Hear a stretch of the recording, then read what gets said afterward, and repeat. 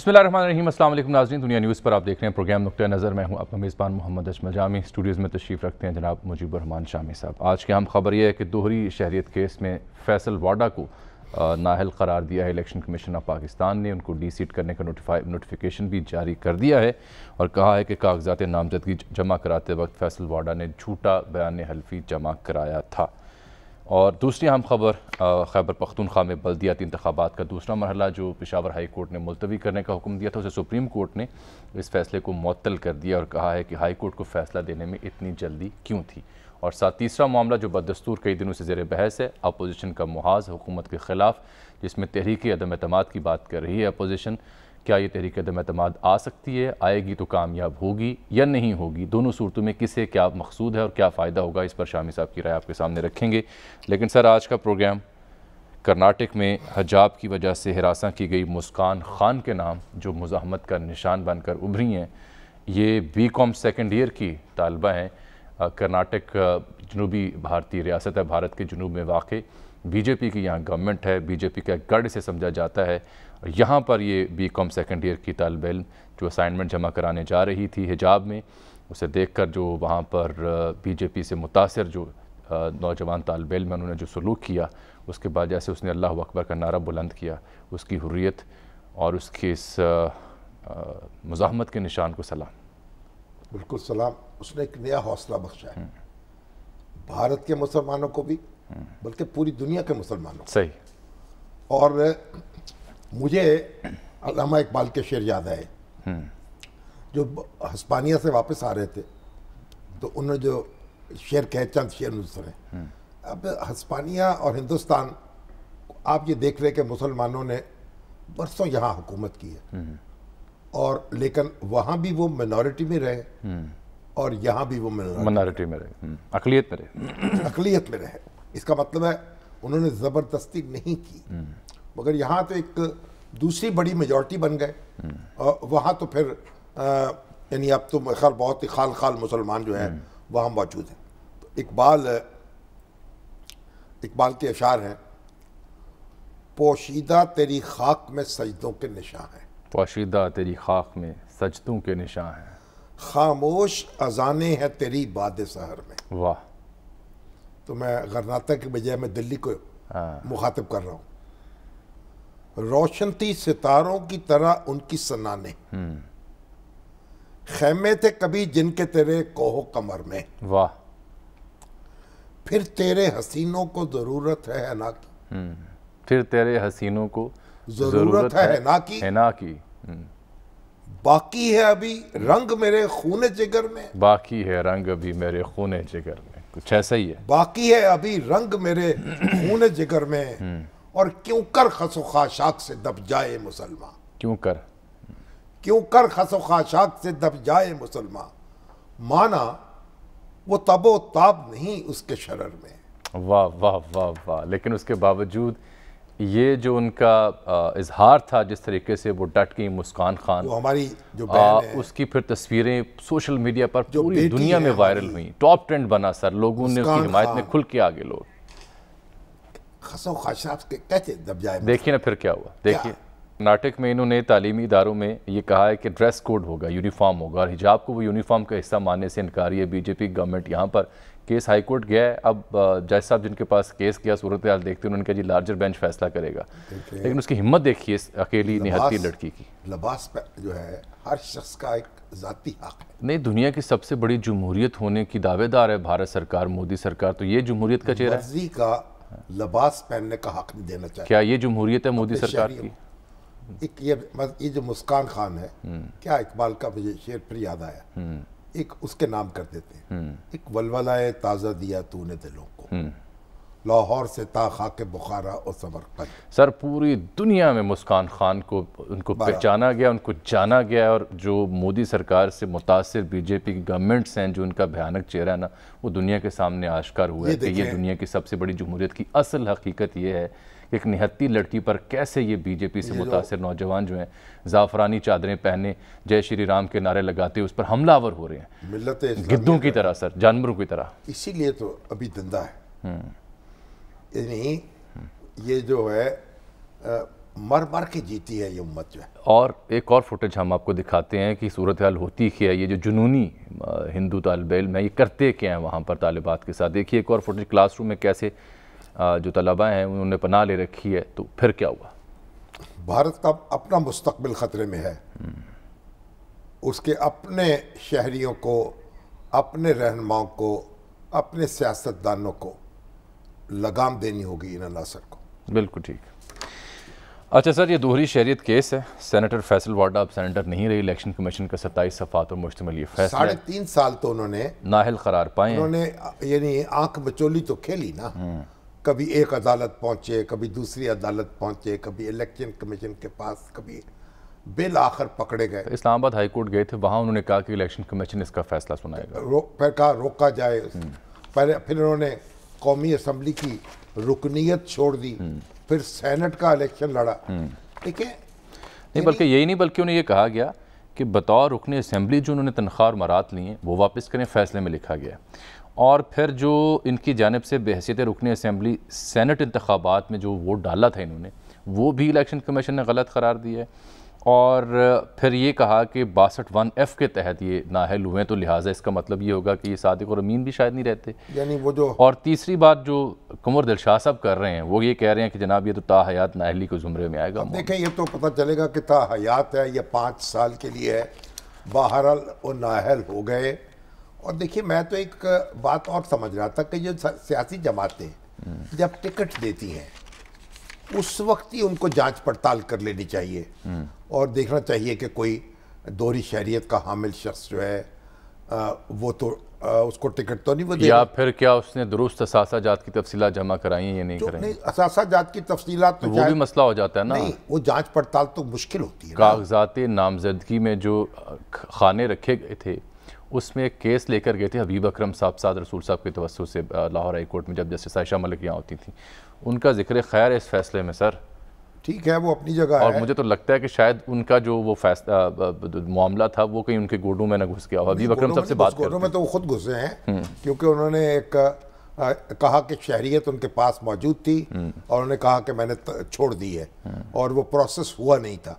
देखिए, सियासी जमातों को ये चीज़ें तो चेक कर लेनी चाहिए ना टिकट देने से पहले। अब 3.5 साल तक वो फिर कौमी असम्बली में रहे, फिर सेनेट में रहे, तो जो प्राइम मिनिस्टर इमरान खान साहब का जो एहतसाब का नारा है वो यानी कहाँ खड़ा होता है फिर जाके।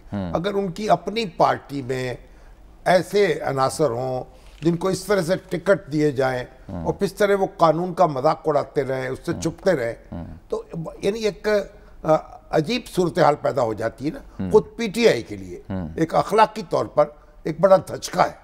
ठीक, हबीब अकरम साहब आपको खुशामदीद कहते हैं प्रोग्राम में। आपका जो केस है मारूफ ज़माना, उसका जिक्र खैर है इस फैसले में। आप किस दानिश से गए थे अदालत के रूबरू, और कहीं आपका वो केस या आपकी वो दरख्वास्त तो नहीं फैसल वाडा साहब के गिटू गोडों में घुस गई?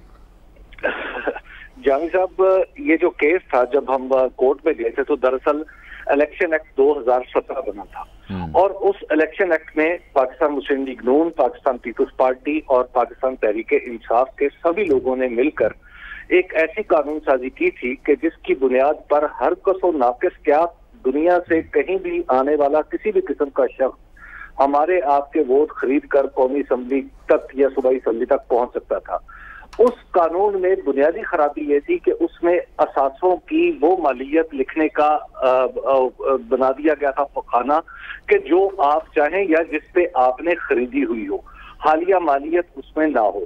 दूसरा, उसमें ये लिखा गया था कि उसमें ये खाना उड़ा दिया गया था कि आपके पास कोई दोहरी शहरियत है या नहीं है।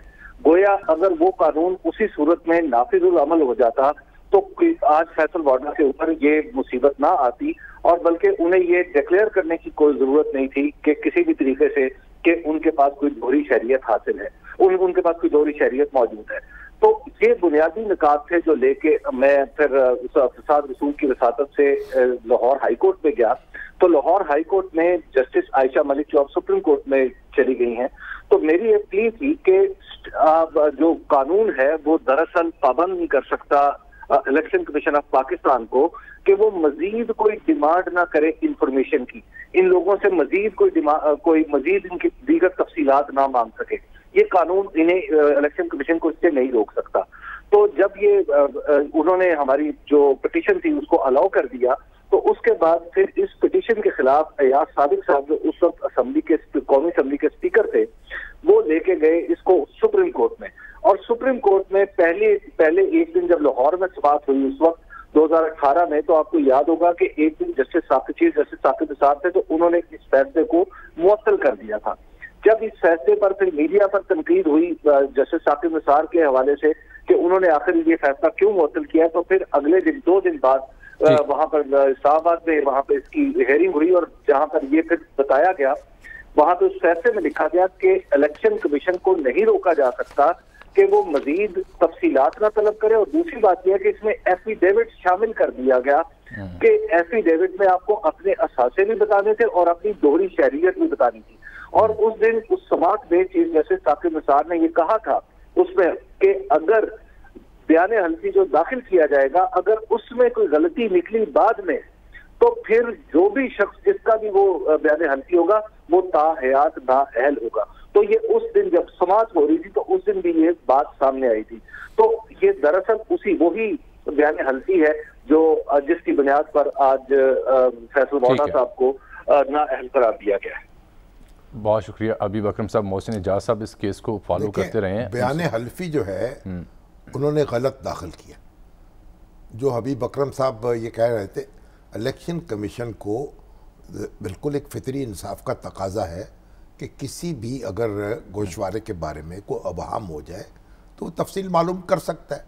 लेकिन अब ये जो बात उन्होंने कही ना कि उसमें जो चीज़ जो आपने ख़रीदी हो जिस कीमत में, वो आप डिक्लेयर करेंगे, तो ये बात तो अपनी जगह दुरुस्त है कि अगर मैंने एक चीज़ 10 साल पहले 10 लाख रुपए में ख़रीदी थी तो आज वो 1 करोड़ रुपए की है, तो मैं इसका मजाज नहीं हूँ कि मैं उस 1 करोड़ की सफाई दूँ या 1 करोड़ की डिटेल दूँ। वो बात तो दुरुस्त है। और फिर दूसरी बात यह कि अगर मैं कहूँ आज इसकी कीमत क्या है, तो आज उसकी कीमत जो है फिर वही होगी जो डीसी रेट होगा। आज कीमत के तयन में तो मुगालता लग सकता है। तो यानी एक शख्स कह सकता है कि ये 5 करोड़ का, उसमें तो फर्क आएगा, लेकिन जो चीज ओरिजिनल आपने खरीदी है उसी कीमत का आपको हिसाब देना पड़ेगा। बिल्कुल ठीक है, और देना चाहिए। लेकिन यहाँ मसला दोहरी शहरियत का है, उसका हलफनामा उन्होंने हलफनामा नहीं रखा था। देखिए ना, कानून ये कहता है कि आपके पास दोहरी शहरियत नहीं होनी चाहिए। उन्होंने हलफनामा गलत दाखिल किया। बल्कि इलेक्शन कमीशन ये कहता है कि इस मामले को प्रूव करने के लिए अपने सफ़ा नंबर 22 में वो लिखते हैं कि कमीशन ने यूएस कॉन्सुलेट को 14 जनवरी 2022 को कांटेक्ट किया उनसे, और उसके जवाब में कॉन्सुलेट जनरल कराची ने अपने ख़त 26 जनवरी 2022 में जो भेजा उसमें कंफर्म किया कि जो certificate of loss of nationality है रिस्पोंडेंट की जानिब से, वो कॉन्सुलेट ने 25/6/2018 को उसको अप्रूव किया था, जबकि इससे पहले वो कागजात नामजदगी जमा करवा चुके थे और कह चुके थे। अफसोसनाक बात है। क्यों मोहसिन, यही मामला है, यही वो बुनियाद बनी। फैसल वाडा जो हैं, वो इतने एक बेबाक किस्म के शख्स हैं और बहुत घनगरज के बोलते हैं, मुखालफों पे तो बहुत बरसते हैं, तो उनके लिए ये बात मुनासिब नहीं थी कि वो इस तरीके से अपने आप को छुपाते। क्यों मोहसिन, यही वो मामला है जो 34 नंबर यहाँ पर नुक्ता है फैसले का, जिसकी वजह से वो नाअहल करार पाए। इस केस की ये जो जिस पैरे का आप जिक्र कर रहे हैं, और इसी एविडेंस की बुनियाद पर फैसल वावडा को नाअहली का सामना करना पड़ा है, क्योंकि इससे कबल ना ही एप्लीकेंट कोई इस किस्म का एविडेंस किसी लीगल फोरम पर प्रोवाइड कर सके थे, ना ही इलेक्शन कमीशन में, ना ही हाई कोर्ट में जब ये एसएन हाई कोर्ट या इस्लामाबाद हाई कोर्ट में मामला गया। लेकिन इलेक्शन कमीशन ऑफ पाकिस्तान ने जिस तरह के इस फैसले में लिखा हुआ है, जब काउंसलेट जनरल कराची से राब्ता किया अमेरिका के, तो वहां से उन्हें एक लेटर के जरिए इस बात की तस्दीक की गई कि इस डेट को इनकी नेशनैलिटी खत्म करने का जो सर्टिफिकेट है वो जारी हुआ है। और इसी बुनियाद पर जो है वो उनको ये कहा गया कि आपने जब नॉमिनेशन पेपर जमा कराए, जब आप उम्मीदवार थे तो आप उसके अहल नहीं थे, क्योंकि आपने गलत बयानी की और एक गलत बयान हल्फी जमा कराया। इस वजह से इनको नाअहल किया गया है एक इंफॉर्मेशन छुपाने के जुर्म में, और इसके साथ साथ एक गलत बयान हल्फी उस इंफॉर्मेशन का जमा कराने की वजह से। और जो एविडेंस था, एविडेंस नहीं था मिल रहा है इस पूरे केस में। यानी वो कोई सबूत, वो दायरा सबूत पेश नहीं कर सके, बल्कि उनके खिलाफ सबूत पेश हो गया। और उन्होंने जिस वक्त कागजात नामजदगी दाखिल कराए हैं उस वक्त वो अमरीकी शहरी थे, उस वक्त उन्होंने शहरियत नहीं छोड़ी थी, वो प्रोसेस मुकम्मल नहीं हुआ था। बल्कि यूं कहें कि उस वक्त तक वो सबूत उनके पास नहीं था अपने दावे को साबित करने छोड़े भाई, तारीख बाद में आई ना, सबूत क्या, चोरी नहीं थी तो सबूत क्या होता। अब मोहसिन, ये शेख रशीद साहब और दीगर पीटीआई के जो हामी हैं वो ये कह रहे हैं कि सुप्रीम कोर्ट जाएंगे तो ये तो मामले, ये तो एक ऐसा केस है जो जिनके हकायक बोल रहे हैं, ये फैक्ट्स जो है ना वो तो बोल रहे हैं अपनी जुबान से। मोहसिन, किस बात पे प्ली ले रही है वो लोग जो कह रहे हैं कि जी सुप्रीम कोर्ट जाना चाहिए और वहां से रिलीफ मिल सकता है? कोई ऐसी नज़ीर है? देखिए, अब इस तरह की कोई एग्जाम्पल तो नहीं मिलती। आपको याद होगा कि साबिक वजीर आजम पाकिस्तान भी एक इसी तरह के मामले पर एक इंफॉर्मेशन के हवाले से गलत बयानी पर नाअहल हो चुके हैं, और तकरीबन ये भी इंफॉर्मेशन छुपाना, चाहे वो छोटी इंफॉर्मेशन हो या बड़ी, जो भी चीज है, ये छोटी इंफॉर्मेशन तो नहीं है भाई, ये छोटी इंफॉर्मेशन नहीं है, ये बुनियादी इंफॉर्मेशन है, इसमें कोई अबहम नहीं है। और उसमें उन्होंने जो गलत बयानी की है, और वो दोहरी शहरियत का हामिल उम्मीदवार हो ही नहीं सकता, तो उसमें तो मैं नहीं समझता कि सुप्रीम कोर्ट से कोई रिलीफ मिलेगा। जिन वज़ीरों ने कहा कि हम सुप्रीम कोर्ट जाएंगे, उन्होंने एक आदतन ये बात कह दी। जाहिर है कि इलेक्शन कमीशन ने भी कहा है कि आप सुप्रीम कोर्ट जाइए, और सुप्रीम कोर्ट जा सकते हैं, जाने का उनका हक है। एक और अहम फैसला ये भी हुआ, जो केपीके में लोकल बॉडीज़ का दूसरा मरहला है उसको मुलतवी किया था पेशावर हाई कोर्ट ने, तो सुप्रीम कोर्ट ने उस फैसले को मुअत्तल कर दिया, जिसके बाद इलेक्शन कमीशन नजरसानी शुदा शेड्यूल जारी किया है। देखिए, तो सुप्रीम कोर्ट ने क्या ऑब्जर्वेशन दिए हैं जी फैसला मुअत्तल करते हुए? मोहसिन मुख्तर ये भी बता दें। देखिए जामी साहब, आज इस केस के फैसले के दौरान जस्टिस इजाजुल अहसन ने अहम रिमार्क्स दिए और ये कहा कि हाई कोर्ट को फैसला देने की इतनी जल्दी क्या थी। जब इलेक्शन कमीशन के वकील ने आज होने वाली समाअत के मौके पर यह कहा कि 1 फरवरी को केस की समाअत थी, जबकि इलेक्शन कमीशन को जब ये नोटिस समाअत का मौसूल हुआ वो 2 फरवरी को हुआ, यानी एक दिन पहले ही समाअत भी हो गई और उस दिन जो है नोटिस बाद में मौसूल कर दिया गया, और नोटिस बाद में मौसूल होता है। और इस पर जो है वो इलेक्शन कमीशन ऑफ पाकिस्तान का जो आर्गूमेंट था वो सुप्रीम कोर्ट ऑफ पाकिस्तान की जानिब से एक्सेप्ट किया गया, और ये भी कहा गया इलेक्शन कमीशन के वकील की जानिब से कि 5 अजला का शेड्यूल मौखर करने की दरख्वास्त पर 18 अजला का जो इलेक्शन है वो मौखर कर दिया गया। और ये कहा गया था कि मौसमी हालात क्योंकि कुछ अजला में खराब है बर्फबारी की वजह से, तो 27 मार्च को इंतखाबात नहीं हो सकेंगे। लेकिन जस्टिस आयशा मलिक ने भी अपने रिमार्क्स में यही बात की कि हाई कोर्ट को फैसले से पहले इलेक्शन कमीशन का मौकफ जरूर सुनना चाहिए था, और इस बात की तस्दीक नहीं हुई है कि केपी में मौसमी हालात इलेक्शन में रुकावट डाल सकते हैं, क्योंकि महकमा मौसमियात की जो रिपोर्ट को देखना है ये भी अदालत का काम नहीं है बल्कि इलेक्शन कमीशन का काम है, क्योंकि इलेक्शन।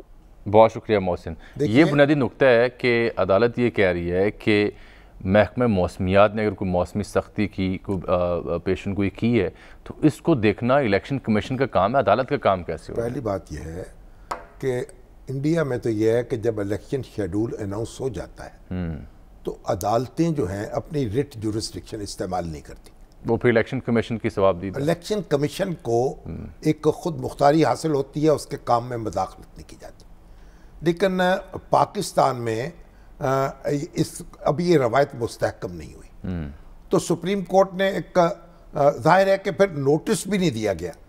तो एक तो मैं समझूंगा कि सुप्रीम कोर्ट को इस मामले में वाज़ेह डायरेक्शन देनी चाहिए कि इलेक्शन शेड्यूल के ऐलान के बाद अदालतों को मदाखलत नहीं करनी चाहिए इलेक्शन कमीशन के काम में। बिल्कुल ठीक। तो इससे तो फिर देखें ना, हर चीज़ दरम बरम हो जाएगी। और अभी तो 27 मार्च को इलेक्शन होने हैं। जो दरखास्त गुजार है वो 5 जिलों की फरियाद लेके गया है, 18 जिलों में मुअत्तल हो गया। तो ये इलेक्शन का मामला ऐसा नहीं है। तो बहरहाल अब सुप्रीम कोर्ट को तफसीली फैसला जारी होगा तो उस वक्त पता चलेगा, लेकिन कि क्या अदालतें उसमें क्या कहती है। लेकिन मेरी गुजारिश ये होगी कि वाज़ेह हदायत दी जाए अदालतों को कि हाई कोर्ट्स इलेक्शन कमीशन के काम में मदाखलत ना करें और उसको आज़ादी से अपना काम करने। एक ब्रेक, और ब्रेक के बाद एक और इंतहाई अहम मौजू जो पिछले कई दिनों से बदस्तूर ज़ेर बहस है, पाकिस्तान तहरीक इंसाफ के वज़ीर आज़म जनाब इमरान खान साहब के ख़िलाफ़ जो अपोजिशन की तहरीक अदम एतमाद का इरादा है, इसमें कितना वज़न पाया जाता है? क्या अपोजिशन इसमें कामयाब होगी या नहीं, और दोनों सूरतों में किसे क्या मकसूद है, क्या फ़ायदा है, इस पर तफसील से बात होगी। एक ब्रेक के बाद हमारे साथ रहिए। वेलकम बैक नाज़रीन, हम बात करें फैसल वाडा साहब की दोहरी शहरियत के केस की, जिसमें उन्हें नाअहल करार दिया गया है इलेक्शन कमीशन ऑफ पाकिस्तान की जानिब से। उनके लिए क्या मार्जिन, क्या ऑप्शंस बाकी हैं, इस पर अगर बात करें तो अभी सीनियर सहाफ़ी जनाब हसनात मलिक साहब ने एक नुक्ता सर उठाया है। वो ये कहते हैं कि ECP के जो जजमेंट है, उन्होंने सुप्रीम कोर्ट की ताज़ा किसी भी रूलिंग को साइट नहीं किया जो डिस्क्वालिफिकेशन को के बारे में हुई हैं, ताज़ा जो रूलिंग्स हैं सुप्रीम कोर्ट की। और ECP cited old rulings and law has changed. ECP ने पुरानी रूलिंग्स का हवाला दिया, जबकि डिस्क्वालिफिकेशन के ऊपर जो कानून है क्योंकि आप तब्दील हो चुके हैं, डुअल नेशनैलिटी के हामिल हैं तो इलेक्शन लड़ सकते हैं। जब आप जीत जाएं तो उसके बाद आपको शहरियत छोड़नी होगी। ये कानून तब्दीली हुई है उसमें, लेकिन सवाल ये है कि जो पुराना कानून है वो इन पर लागू होगा क्यों? जी हसनात मलिक साहब, क्या आपकी राय इस बारे में, क्योंकि आप सुप्रीम कोर्ट के मामलात को रोज़ाना कवर करते हैं, कानूनी माहिरीन से भी आपकी बात होती है, ये नुक्ता आपका अहम है। जामी साहब, इसमें दो बड़े इंपॉर्टेंट नुक्ते हैं। एक तो इलेक्शन कमीशन का क्या इख्तियार है कि वो तायात किसी को नायल करे, क्योंकि जब से सुप्रीम कोर्ट ने 2018 में डिक्लेयर किया कि 62(1)(f) में डिस्क्वालिफिकेशन तायात है, उसमें उन्होंने ये बड़ा क्लियर कहा कि इलेक्शन कमीशन के पास ये इख्तियार नहीं है किसी को लाइफ टाइम डिस्क्वालीफाई करे, और इसके अलावा इसमें एविडेंस रिकॉर्ड करने, इवन RO भी किसी को लाइफ टाइम डिस्क्वालीफाई नहीं कर सकता। मगर एक टर्म के लिए तो हो सकती है ना जी। जी बिल्कुल, डिस्क्वालिफिकेशन एक टर्म के लिए हो सकती है। तो इससे ये तो डिस्क्वालिफिकेशन के पीरियड को मुतय्यन करने के हवाले से एतराज हो गया। लेकिन बुनियादी बात यह है, दूसरा नुक्ता क्या बता रहे हैं जो आपने अपने ट्वीट में भी की है बात? जी, दूसरी बात यह है कि जो ड्यूल नेशनल है उनकी डिस्क्वालिफिकेशन 63(1)(c) में होती है। इसमें आप अगर फैसल वाडा साहब को नायल कर रहे हैं तो उसमें तो आप मुराद अली शाह का केस भी है, सादिया अब्बासी का केस है, हारून अख्तर का केस है। ये सारे वो लोग हैं जिनकी उस इलेक्शन में डिस्क्वालीफाई हुई, डी-सीट हुई, जो लड़ रहे थे। फैसल वाडा साहब ने रिजाइन दे के दोबारा इलेक्शन लड़ा है। मेरा ख्याल है कि उन पे वो चीज नहीं अप्लाई होती। मुराद अली शाह का यही मैटर चल रहा है सुप्रीम कोर्ट में, और सुप्रीम कोर्ट ने कहा है कि वो 63(1)(c) में उन्होंने पहले रिजाइन दे दिया था, तो उनकी उस टर्म के लिए डिस्क्वालिफिकेशन थी, तो इस वजह से फैसल मुराद अली शाह अभी भी CM सिंध जो है वो काम कर रहे हैं। और आप ये फरमा रहे हैं कि ये जो रिसेंट रूलिंग्स हैं इनको साइट नहीं किया गया बजाय? बिल्कुल, कोई उस पे जो लेटेस्ट जो जजमेंट है सुप्रीम कोर्ट की वो साइट नहीं हुई। अब आई डोंट नो उसकी वजह क्या है। उसमें जो मुराद अली शाह हैं या हारून साहब हैं, उन्होंने कोई एफिडेविट दाखिल किया था जो खिलाफ वाक़या हो? सबने किया था नॉमिनेशन पेपर। नहीं, नॉमिनेशन पेपर फाइल करना एक और चीज है, और उस वक्त तक आपने मेंबरशिप ना छोड़ी हो। लेकिन बहरहाल ये कानूनी नुक्ते हैं। नहीं, नॉमिनेशन पेपर्स में ही आप ये हलफनामा देते हैं ना कि मैंने शहरियत छोड़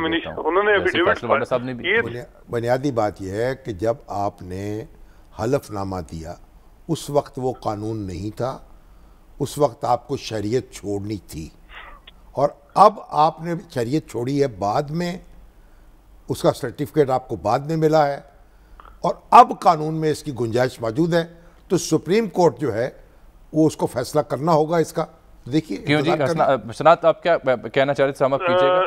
रिस्पेक्टफुली मैं तो डिसएग्री कर रहा हूँ कि इसमें कानून पहले से मौजूद था, क्योंकि सुप्रीम कोर्ट ने ये डिक्लेयर लार्जर बेंच ने किया है कि जो ड्यूल नेशनल है उनकी डिस्क्वालिफिकेशन सिर्फ एक टर्म के लिए उस वक्त उस इलेक्शन में है जिस इलेक्शन में उन्होंने एफिडेविट दिया है झूठा। सादिया अब्बासी, हारून अख्तर, सादिया अब्बासी आपने देखा होगा कि वो सेंटर थी, वो डी-सीट हुई, फिर वो इलेक्शन लड़ी। हाँ, ये एक और बात है, दो मुख्तलिफ बातें ना। ठीक है, बहुत शुक्रिया हसनात मलिक साहब। पहली बात तो ये है कि डिस्क्वालिफिकेशन ताहयात हो सकती है या नहीं। हाँ। दूसरी बात यह है कि डिस्क्वालिफिकेशन हो सकती है या नहीं। हाँ। और तो दोनों में अलग अलग नुक्ते हैं। अगर एक को आपने लेना है या वो जो कानून 63(1)(c का नहीं, वो देखिए ना, अगर एक टर्म के लिए आप 5 साल के लिए नाअहल करार पाएंगे, ताहयात नहीं होंगे अगर इनकी इंटरप्रिटेशन मान ली जाए। ठीक। लेकिन सवाल यह है जब आपने नॉमिनेशन पेपर फाइल किए थे उस वक्त के कानून के हवाले से आपके मुकदमे का जायजा लिया जाएगा। लेकिन बहरहाल अब जो भी सूरत होगी सुप्रीम कोर्ट में मामला जाएगा तो फिर देख लेंगे। सुप्रीम कोर्ट तो जा रहे हैं, मेरी इत्तला है कि फौरी तौर पर जाना है, लेकिन ये मुश्किल होगी उनके लिए। देखते हैं। अच्छा सर, कल आपने ब्रेक के बाद जब प्रोग्राम में वापस हम आए तो आपको कान में किसी ने कोई तला दी थी, कोई 22 के टोले की, कोई 22 अंडों के पार्सल की। तो वो कल शामी साहब ने क्या कहा और उसकी तस्दीक कैसे हो रही है वो भी आपको दिखाता हूँ। पहले देखिए शामी साहब कल क्या फरमा रहे थे कि हम बात करें मौजूदा सियासी मंजरनामे की, तहरीक अदम एतमाद अपोजिशन जमातों के मिल बैठने की। देखिए कल क्या फरमा रहे शामी साहब। 22 दाने हैं टोकरी में, उनका एक पार्सल है। अच्छा, वो किसके पास है? वो पीटीआई के दाने हैं। और वो किसके पास है? जो मुख्तलिफ लोग दावा कर रहे हैं कि वो हमारे पास है। मुख्तलिफ लोग दावा कर रहे हैं। और तो आज मिफ्ता इस्माइल साहब लाहौर में मुखातिब थे, हमने कोशिश भी की उनसे रब्ता करें लेकिन गालिबन वापस कराची जा चुके हैं। वो क्या फरमा रहे थे वो भी देखिए। देखिए, जो बात आती है कि 20 से 22 लोग हैं जिसमें जहांगीर तरीन साहब के भी लोग हैं, दीगर लोग भी हैं, वो बात करना चाह रहे हैं। आप भी जानते हैं कि इस वक्त पीटीआई की टिकट पे, कल आपने देखा है फैसलाबाद में क्या हुआ है कि पीटीआई की टिकट पर इस वक्त कंपैरेटिव सीट्स में कोई लड़ नहीं सकेगा, चाहे वो सेंट्रल पंजाब हो या साउथ पंजाब हो। तो सब मुस्लिम लीग की टिकट मांग रहे हैं। ये पुराने सियासतदान होते हैं, आपको पता है, वो हमारे पास से ही गए थे। आपकी इमरान खान की हुकूमत और इमरान खान कब घर जा रहे हैं? भाई मेरे पास कोई दावा नहीं है इल्म नजूम का। ना मेरे पास कोई जिन है। तो सर कोई तय हो पाया फिर या नहीं हो पाया? तय नहीं हुआ, कितनी आसानी से तय नहीं होगा। इमरान खान साहब मैदान छोड़ के भागने वाले नहीं हैं। आज जो फैसलाबाद पहुंचे हैं वो अवामी राब्ता मुहिम और बड़ा जबरदस्त उन्होंने तकरीर की है, बड़ा जारहाना अंदाज, हस्बे मामूल गरजे हैं, बरसे हैं और अपोजिशन के खूब लत्ते लिए हैं। और हेल्थ कार्ड जो है वहाँ फैसलाबाद में उसका इजरा हुआ है। भाई बात यह है कि जो हेल्थ कार्ड है ना, ये स्कीम बड़ी ज़बरदस्त है। नहीं, इसका फ़ायदा तो है लोग। 10 लाख रुपया एक फैमिली को 1 साल के लिए उसकी इंश्योरेंस हो गई। मुतअद्दद मैं ऐसे मरीजों को जानता हूँ जो इससे जिन्होंने फ़ायदा उठा लिया है। बिल्कुल उठा सकते हैं। हस्पताल अभी एक हमारे कश्मीरी नौजवान हैं, वो यहाँ यानी एक जॉब करते थे, शदीद बीमार हुए, लाहौर लाए गए, शेख जायद में उनका इलाज हुआ, 7-7.5 लाख रुपए, वेंटिलेटर पे भी गए, सेहतमंद हो गए। मुझे मिले, अल्लाह का शुक्र अदा कर रहे थे। आरिफ उनका नाम है। एक बहुत बड़ा इम्पैक्ट है इसका और इसका फायदा भी होगा और ये पाकिस्तान तहरीक इंसाफ के लिए बहुत बड़ा ट्रम्प कार्ड बनेगा। और अस्पताल जो है या तहरीक इंसाफ वो भी बन रहे हैं, पर तहरीक इंसाफ जो है वो मैदान में मौजूद है, खान साहब मैदान में मौजूद हैं और वो मैदान छोड़ने वाले नहीं हैं। सर, अगर तहरीक अदम एतमाद अपोजिशन की नाकाम होती है तो अपोजिशन के पल्ले क्या रह जाएगा? नहीं, अब पल्ले तो जो कुछ है वो तो नहीं चला जाएगा ना कहीं से। नहीं, वो साख मजीद मुतासर नहीं हो जाएगी? नहीं, साख इससे ज़्यादा क्या मुतासर होगी, क्योंकि तो 3-3.5 साल से तो खोखिया ही रहे हैं ना, डरा रहे हैं। मतलब ये देखिए, हुकूमत जो आती एक दफ़ा कायम होती है ना, उसको धक्का देना आसान नहीं होता। और अगर पहले तो इस्तीफों की बात होती रही, और अगर बिलफर्ज तहरीक अदम एतमाद अपोजिशन किसी न किसी तरह कामयाब हो ही जाती है तो फिर खान साहब किस मिशन पर होंगे? उनके पास क्या ऑप्शन? खान साहब फिर अपोजिशन लीडर होंगे, फिर कहेंगे मुझे क्यों निकाला, कैंपेन करेंगे। मेरा ख्याल है सर इस सूरत में खान साहब पहले से ज़्यादा लीथल इसलिए हो जाएंगे कि उनके पास साल डेढ़ का वक्त होगा। वो अवाम को ये बताने में कामयाब होंगे कि जनाब देखिए, मैं ना कहता था ये मेरे खिलाफ इकट्ठे होंगे, इन्होंने मेरी हुकूमत को गिराया, नाकाम बनाया, उस वक्त बनाया जब हम कामयाब होने करीब थे, बहरहाल और कुछ डिलीवर करने करीब थे। अब खान साहब जाने, अवाम जाने, अपोजिशन जाने, हम कैसे इसमें प्रिडिक्ट कर दें। और जो लेकिन जरदारी साहब और नवाज शरीफ साहब और शहबाज शरीफ साहब का जो राब्ता हुआ उसमें भी एक अंदर की खबर है सर। एक खबर तो ये है कि शहबाज शरीफ साहब के हवाले से नाम था कि अगर तहरीक अदम एतमाद कामयाब होती है तो उन्हें वज़ीर आज़म बनाया जाए।